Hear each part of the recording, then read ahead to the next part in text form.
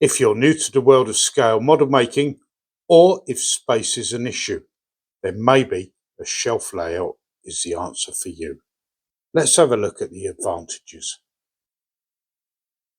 Welcome back to St Blazey Model World, I'm Roger. These days you can buy all sorts of gadgets to test that you have track power. Temporarily I've just derailed it and you can see the weathering there on the underframe chassis and the very bottom edges of the bodywork. There really is no doubt about it. A situation like this causes us all concern.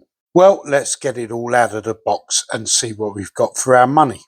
In terms of cons, negatives, well, as I've said, the rolling road, one scale only, it's a one-shot deal, and that's absolutely fine if you only model in one scale. This is my method for creating a realistic looking rock face, and it doesn't matter whether you use the moulded rocks that you can buy or whether you freeform them in the way that I do. The will to live yet.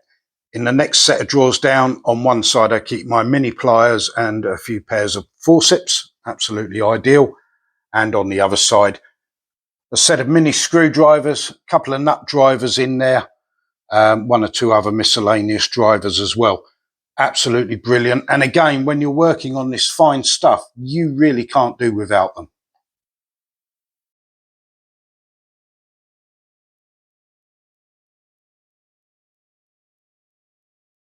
Well, our river scene is almost finished. Still a little bit of work to do. Let's have a look at what we've got to do. Just under the bridge there, I've got to add some sculptor mould just to fill in the void on both sides of the bridge, but that won't take long to do. And you can see that the landform is starting to take shape.